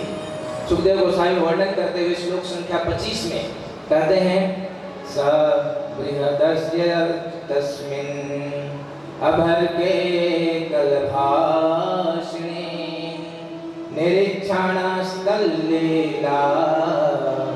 मुदे जरठो वृषम्। वृद्ध अजामिल सवृद्ध हृदयस् तस्मिन्, ये वृद्ध अजामिल जो है अर्भ के इस जो छोटा बच्चा था, जो कि कल भाषणी बड़ा आसक्त था उसे, क्योंकि वो बच्चा क्या करता था, कल भाषणी तोतली बोली बोलता। बच्चे तोतली बोली बोलते हैं तो कितना आनंद आता है माता पिता को जब बच्चा तोतली बोली बोलता है। तो इस तोतली बोली बोलने वाले बच्चे से धीरे धीरे अजामिल की आसक्ति बढ़ती गई, और अत्यधिक उसी बच्चे को नाम लेकर जो है पुकारते हुए कि अजामिल आ जाओ, अजामिल नारायण आ जाओ, तुमने खाया क्या, नारायण आ जाओ, तुमने कुछ पिया क्या, तुमको भूख लगा क्या, नारायण नारायण। इस प्रकार से उस बच्चे को लेकर जो है बार बार उसको पुकारता, और उसमें परम आसक्त, और उसी को देखता रहता। अजामिल पूर्ण रूप से आसक्त हुआ, और बच्चे की इस तोतली, उसे गृहस्थ जीवन में बताऊं, गृहस्थ जीवन में व्यक्ति को 2 ही सुख है। वैसे गृहस्थ जीवन में सुख है नहीं, कितना भी ढूंढो मिलता नहीं है, लेकिन फिर भी अगर मान लिया जाए कुछ सुख है तो वो 2 ही सुख है। वो कौन सा है? एक छोटे बच्चे की तोतली बोली, और दूसरा रूठे हुए पत्नी को मनाना। इसके अलावा गृहस्थ जीवन में और कोई दूसरा सुख है नहीं। जब बच्चा तोतली बोली बोलता है, माता पिता को बड़ा आनंद आता है, परम आनंद की प्राप्ति होता है। हमारा बच्चा, और गृहस्थ जीवन में दूसरा सुख रूठी हुई पत्नी को मनाना। ये तो भगवान भी करते हैं। द्वारकाधीश जब द्वारका में राज कर, अब तो द्वारकाधीश अब राजा बन गए। द्वारकाधीश भगवान एक दिन सोच रहे थे द्वारका में, अरे विवाह होने के बाद जो है मनाने वाला सुख जो है अब रह नहीं गया है जीवन में। वृंदावन में जब मैं था तो वृंदावन में दिन में 50 बार राधा रानी रूठ जाते थे, और मैं उसको मनाता था, और मुझे बड़ा आनंद की प्राप्ति होता था। लेकिन इस द्वारका में अभी इस प्रकार का आनंद है नहीं, क्योंकि द्वारका में तो सबके सब जो है भगवान मानकर सेवा करते हैं उनकी। अब भगवान से कौन रूठ गए? तो एक दिन सोचा भगवान ने कि ये रूठने और मनाने वाला जो आनंद है थोड़ा सा मैं पाना चाहता हूँ। तो एक बार भगवान ने योजना बनाया। योजना बनाकर भगवान ने रुक्मिणी को, भगवान कृष्ण बोलने लगे कि रुक्मिणी तुमने जीवन में बड़ा गलती कर दिया। भगवान अपनी पत्नी रुक्मिणी से कह रहे हैं द्वारकाधीश की, रुक्मिणी तुमने जीवन में बड़ा गलती करा, बहुत बड़ा गलती कर दिया। स्वामी क्या गलती कर दिया मैंने? अरे तुम इतना सुंदर हो, कितनी सुंदर तुम दिखती हो, लेकिन तुमने जीवन में एक डिसीजन बहुत गलत लिया। तुमने मुझसे शादी करके बहुत बड़ा डिसीजन, ये तुम्हारा डिसीजन बहुत गलत रहा। अरे कहाँ तुम इतनी सुंदर और मैं कहाँ काला कलूटा व्यक्ति हूँ। अगर मेरा बैकग्राउंड भी देखा जाए तो मेरा कुछ अच्छा बैकग्राउंड नहीं रहा। अगर तुम थोड़ा सा भी विचार करोगे मेरा बैकग्राउंड को, तो बचपन में मैंने चोरी किया, गोपियों के वस्त्र को हरण किया, क्या क्या नहीं किया मैंने। अब तुम सोचिए कि मेरा मित्र सर्कल भी कुछ खास नहीं है, सब ऐसे ही है। यही मान लो कोरदोर सुदामा गरीब ब्राह्मण है। रुक्मिणी तुमने जीवन में एक मेरे से शादी करने का डिसीजन लेकर तुमने बहुत बड़ा गलत कार्य कर दिया। अरे रुक्मिणी देखो अभी भी मौका है। अरे तुम्हारे भाई रुक्मी ने सुंदर वर ढूंढा था, शिशुपाल कितना सुंदर था, वो राजा था, कितना सुंदर था युवराज। लेकिन तुमने उसको छोड़कर मुझसे शादी करने का डिसीजन तुम्हारा बहुत गलत हुआ, तुमने बड़ा गलती कर दिया। और थोड़ा सा विचार करो, अब ये तो रुक्मिणी सुनकर जो है अभी धीरे धीरे तो उसको तो जो है चक्कर आने लगे कि क्या बोल रहे हैं द्वारकाधीश, इस प्रकार की बातें क्यों कर रहे हैं। अब द्वारकाधीश तो क्यों कर रहे थे, रूठेगी तो मैं मनाऊंगा। लेकिन रुक्मिणी को कहते कि देखो विवाह किया तुमने रुक्मिणी, आगे चल के पुत्र भी होंगे, बच्चे होंगे, तो उन बच्चों को मामा को भी सुख नहीं मिलेगा, क्योंकि वेकेशन होगा, छुट्टी होगा तो बच्चे बोलते हैं ना मामा के घर जाना है, तो हम तो बच्चों को मामा का भी सुख नहीं मिलेगा, मामा के इधर भी भेज नहीं पाएंगे, क्योंकि मैंने तुम्हारा हरण करके लाया और रुक्मिणी तुम्हारा भाई जो है तुम्हारा परम दुश्मन है, तो बच्चों को तो मामा का भी सुख नहीं मिलेगा। इसलिए रुक्मिणी अभी भी मौका है कि तुम जो है अपना विचार, अपना प्लान बदल सकती हो। जैसे ही द्वारकाधीश ने इस प्रकार का किया, रुक्मिणी बेहोश करके तमाम से गिरी। द्वारकाधीश पीछे मुड़कर देखे, बेहोश। यहाँ पे ये मनाने वाला भी सुख नहीं प्राप्त हो रहा है। तो गृहस्थ जीवन में अजामिल इस समय आसक्त है अपने बच्चे की तोतली। सुखदेव गोस्वामी वर्णन करते हैं कि कल भाषिनी, इस बालक के तोतली बोली से अजामिल इतना आसक्त हो गया कि उसी का चिंतन कर रहा है, उसी का मनन कर रहा है, नारायण क्या कर रहा है, क्या खेल रहा है, नारायण को भूख लगा क्या, इस प्रकार का यही चिंतन करते हुए अजामिल का समय जो है व्यतीत हो रहा है। इस प्रकार सुखदेव गोस्वामी आगे के श्लोक में वर्णन करते हुए कहते हैं, भुंजान प्राप्यवान धनन बालकम स्नेह यस्तिता भोजयन पापयन मूढ़ो न वेदा, कि इस प्रकार जो है अजामिल इस बालक के स्नेह में इतना आसक्त हो चुका था, स्नेह में इतना पड़ गया था कि न वेदगत मंतकम, उसका मृत्यु निकट आ गया अजामिल का। सुखदेव गोस्वामी वर्णन करते हैं, स एवं वर्तमानो क्यो मृत्यो काल उपस्थिते मतिम चकार बालो नारायण हवे। सुखदेव गोस्वामी वर्णन करते हैं कि स एवं वर्तमान क्यों, इस प्रकार अजामिल जो है मृत्यु काल उपस्थित, अजामिल जो है मृत्यु काल के निकट पहुंच चुका। अब वो दिन आ गया जिस दिन अजामिल का मृत्यु होने वाला है, मृत्यु को निकट पहुंच चुका अजामिल। और मतिम चकार तने बालो नारायण अस्मृत, और इस मृत्यु काल के निकट भी उसकी स्मृति जो है उस बच्चे में फंसा हुआ है, उस बच्चे में लगा हुआ है एकाग्र, उसका मन जो है एकाग्र भाव से उस बच्चे के अंदर जिसका नाम नारायण था, उस पुत्र नारायण में परम आसक्ति इस अजामिल की थी। और जो है अब मृत्यु शैया पर अजामिल जो है लेटा हुआ है और चिंतन कर रहा है, किसका, अपने पुत्र का, अपने इस छोटे पुत्र का चिंतन कर रहा है। और मृत्यु शैया पे लेटा हुआ है, मृत्यु का समय निकट आ गया। और मृत्यु का समय जब निकट आया तो उस अजामिल को लेने के लिए सुखदेव गोस्वामी वर्णन करते हैं, सपाश हस्तांतरित दस्वा, सपाश हस्तांतरित दस्वान पुरुषान अति दारुणम वक्रम तुंडम उद्धम रोमम आत्मानम नेतु यागतम। मृत्यु शैया पे लेटा हुआ अजामिल जो है उसने एक दृश्य देखा, क्योंकि अजामिल को लेने के लिए यमराज के 3 दूत आ गए। मृत्यु के जब निकट होता है व्यक्ति तो इन दूतों को वही देख सकता है जिसको लेने के लिए आए हुए, और कोई देख नहीं पाता है। मृत्यु शैया पे लेटा हुआ अजामिल जो है अभी मरणाश्रम में है, अभी मरने वाला है। उस समय इस अजामिल को लेने के लिए यमराज के 3 दूत आए। सुखदेव गोस्वामी वर्णन करते हैं, सपाश हस्तांतरित दृष्टा, कि उनके हाथ में रस्सी था, और त्रिन दृष्टवा 3 थे, 3 की संख्या में थे। और पुरुषम अति दारुणाम, बहुत ही भयानक थे, बहुत ही भयानक थे। कोई भी देख ले तो उसका डर के प्राण निकल जाए, इस प्रकार का भयानक। ये 3 यमराज के दूत जो है किसको लेने के लिए आए, यमराज को। और उनका वो कैसे दिख रहे थे, कहते वक्र तुंडा, उनके मुख टेढ़े थे। वक्र तुंडा ऊर्ध्वरमणम, और उनके रोंगटे थे जो है उनके बाल खड़े खड़े थे, जैसे भाला की तरह खड़े खड़े बाल थे, कोई आलिंगन कर ले तो ऐसे ही मर जाए।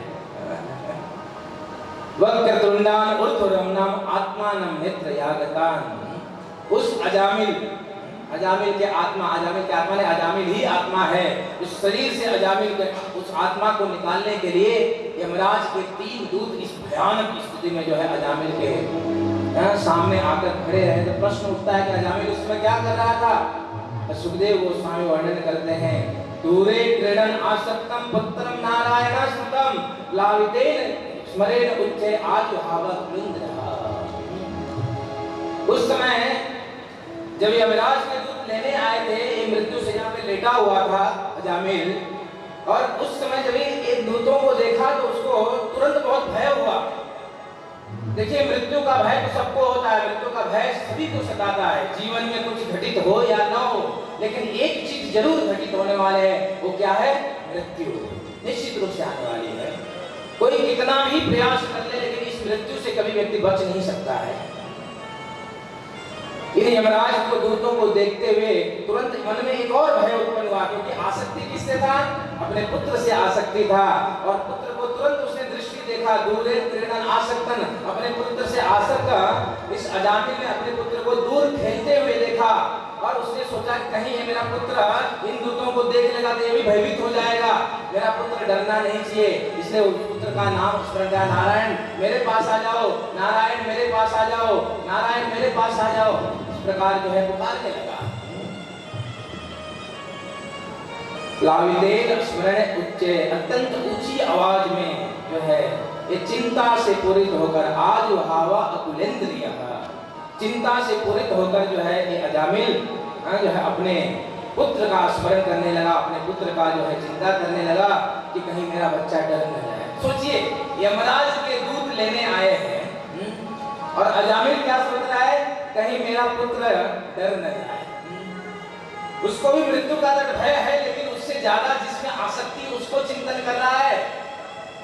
और भगवान भगवद गीता में क्या कहते हैं? अंत काले चमामेव स्मरण मुक्त्वा कलेवरम, अंत समय में जैसी जिसकी स्मृति होता है उसको वैसी गति प्राप्त होता है। इसलिए जो है अंत समय की मन स्थिति बहुत ही इंपॉर्टेंट है हर मनुष्य के जीवन में। जीवन भर भजन किया, अंत समय में कुछ और स्मरण कर लिया तो गए काम से। इसलिए कहा जाता है कि जीवन का अंत समय जो है घर में नहीं बनना चाहिए। आगे हम वर्णन करेंगे दूसरे सत्रों में, लेकिन फिलहाल जो है अजामिल अपने बच्चे को दूर खड़ा देखकर जो है वो बड़ा चिंतित होने लगा और बुलाने लगा कि नारायण यहाँ पे आ जाओ, नारायण यहाँ पे आ जाओ। इस प्रकार जो है अजामिल चिंतित हो रहा है और अजामिल भी डर गया, क्योंकि मृत्यु से सबको भय होता है। भले से लोग कभी कभी बोलते हैं बहुत परेशान होके, हे भगवान मुझे उठा ले, भगवान मुझे उठा ले, ओ देवा मुझे उठा ले। ये तो केवल कहने की बात है। एक बुढ़िया थी, उसके 4 पुत्र थे, शायद बुढ़िया कानपुर के थे और उसके 4 पुत्र वापी में काम कर रहे थे कंपनी में। बुढ़िया प्रत्येक दिन घर के अनेक कार्य कर रहे थे, चारों के विवाह सारे सब हो चुका था, लेकिन फिर भी बुढ़ा वृद्धावस्था में भी वो जंगल जाते थे, लकड़ी उठाते थे और इस प्रकार का अनेक कार्य जो है करते थे, शायद करवाते थे उनके बहुएं बुढ़िया से। एक दिन जो है बुढ़िया जंगल में गई और जंगल में जाकर जो है लकड़ी जैसे काटा लकड़ी और लकड़ी काट के जो है उठाने लगी तो उठा नहीं, उस दिन गिर गया लकड़ी हो। और बुढ़िया बड़ी चिंतित होने लगी कि क्या फायदा, मेरे 4 पुत्र हैं, 4 बहुएं हैं, फिर भी मेरी ये स्थिति है कि मुझे इतना सारा काम करना पड़ रहा है। मृत्यु का समय आ गया, निकट आ गया, और ऐसे समय में भी मेरे 4 पुत्र होने के बाद भी मेरी ऐसी स्थिति है, ये जीवन धारण करने से क्या फायदा? ओ कृष्णा, हाँ मुझे लेकर चल ऊपर, हे कृष्णा। इस प्रकार का बुढ़िया प्रार्थना करने लगी और प्रार्थना करते करते करते करते बुढ़िया की इस प्रार्थना से कृष्ण प्रकट हो गए। कभी कोई लोग संसार में परेशान होकर बोलते हैं, देवा मुझे उठा ले, भगवान मुझे उठा ले, उठा ले। इसी प्रकार ये भी बुढ़िया बड़ी परेशान होकर जो है इस प्रकार करके भगवान प्रकट हो गए। भगवान प्रकट होकर कहने लगे, माता तुमने मुझे याद किया? तो बुढ़िया बोली कि तुम सच में आ गए? सच में आ गए? बोले हाँ बताओ क्या काम है? बोला कुछ नहीं है, काम करो, बोझा उठा दो। ये तो बोलने की बात है क्योंकि भगवान ने जो आप मुझे उठा ले, भगवान उठा ले मुझे, लेकिन मृत्यु जब आता है तो पता चलता है कि नहीं, अभी बहुत सारा काम बाकी है। मृत्यु के निकट जो है पहुंचा अजामिल, जिसको लेने के लिए यमराज के 3 दूत आ गए और सामने जो है खड़े हो गए। आरती का तैयारी कर लिया, 5 मिनट में समाप्त कर लेंगे आरती। आरती वाले होता है। तो इस प्रकार जो है अजामिल जो है मृत्यु शैया पर लेटा हुआ है, लेकिन ये जो यमराज के 3 दूत थे, प्रश्न अगर उठाया जाए कि यमराज के 3 अजामिल को लेने के लिए 3 दूत क्यों आए, क्योंकि अजामिल ने मनसा वाचा कर्मणा तीनों प्रकार से बहुत सारे पाप किए थे। इसलिए आचार्य कहते हैं कि इतने सारे पाप किए थे, इसलिए इसको लेने के लिए 3 यमराज के दूत आए। और इस दूत का वर्णन जो है सुखदेव गोस्वामी भागवत में करते हैं कि बड़ा ही भयानक ये सारे दूत थे। और उन्होंने क्या किया, हाथ में रस्सी को लेकर आए थे। क्या कर रहे थे, सपास उस पास से उस रस्सी से अजामिल के आत्मा को बांध दिया। यमराज के दूत जो है अजामिल के आत्मा कहने की बात समझने के लिए केवल, लेकिन वही अजामिल वही आत्मा है, अजामिल ही आत्मा है। उसके शरीर के अंदर जो है आत्मा है, जो अजामिल जिसका नाम है, उसको ये यमराज के दूत जो है सपाश हस्ता अपने हाथों से उस रस्सी से उसको बांध लिए और बांध कर खींचने लगे। उसके आत्मा को लेकर जाना है ना, जैसे ही बांध कर खींचने लगे उस समय यमराज के दूत जो है लगभग आधा खींच लिए थे, लगभग आधा खींच लिए थे। और अजामिल जो है एक दृश्य देखकर जो है उसके पसीने पसीने हो रहे हैं। मृत्यु के समय ऐसा होता है, जब व्यक्ति अधोगति को प्राप्त होता है तो जब भी यमराज के दूतों का वो जब देखता है, अगर वो नरकगामी होता है तो उसके जो है पूरा शरीर पसीने पसीने हो जाता है। भयानक स्थिति में वो मल मूत्र को भी त्याग देता है ऐसा व्यक्ति। ऐसे भयानक दृश्य को देखा और अजामिल के को एक दूत जो है बांध कर जो है सपाश हस्तान बांध कर जो है खींचने लगे। अजामिल लगभग आधा बाहर आ चुका है। अब आगे क्या होने वाला है वो हम कल समझेंगे। आप सभी अजामिल हैं और यमराज के दूत जो है आज रात को आपके बीच में आएंगे और जो है आधा खींच चुके हैं। अब इसको आगे की घटना जानने के लिए आप कल शाम को ठीक 7 बजे उपस्थित हुए, भगवान जी का आरती करिए। हम समय पे प्रारंभ करेंगे और जल्दी से समय पे खत्म करेंगे ताकि हम जो है ज़्यादातर कथाओं का श्रवण करने का लाभ प्राप्त करेंगे। तो आप सभी भक्तों का बहुत बहुत धन्यवाद, जो कि आपने बड़ी सुंदर रूप से जो है इस भागवत कथा के प्रथम दिवस को आप लोगों ने बड़े ध्यानपूर्वक श्रवण किया। इसके लिए आप सबको बहुत बहुत धन्यवाद। और आप सभी से निवेदन है कि ऐसे ही और भी अन्य भक्तों को इन्विटेशन दीजिए, और ताकि ये जो है सुंदर ब्रह्मोत्सव का उत्सव है ये हम बहुत सुंदर रूप से सेलिब्रेट करेंगे। आज कथा का प्रथम दिन रहा, थोड़ा से विलम्ब चालू भी हुआ और कल समय से आप लोग आएंगे तो हम समय से 7:30 बजे प्रारंभ, 7:30 बजे 7:15 से उधर आ जाइए इधर, और 7:30 बजे ठीक हम इस प्रारंभ करेंगे और ठीक 9:15 बजे से 9:30 के अंदर हम समाप्त भी करेंगे। समय फिक्स रखेंगे लेकिन उसके लिए आप लोग को समय पे उपस्थित होना पड़ेगा। तो बहुत बहुत धन्यवाद आप सभी भक्तों का। और जो है हम आज के सत्र को विराम करते हैं। हरे कृष्णा कृष्णा कृष्णा हरे हरे, हरे राम राम राम हरे हरे। श्रीमद् भागवत महापुराण की जय, ग्रंथराज श्रीमद् भागवत की जय, श्रील प्रभुपाद की जय, निताय गौर प्रेमानंदे हरि हरि बोल। हरे कृष्णा कृष्णा कृष्णा हरे हरे, हरे राम राम राम हरे हरे। तो बहुत बहुत धन्यवाद एच ग्रेस रमाई प्राणपुर जी का, जिन्होंने आज हमें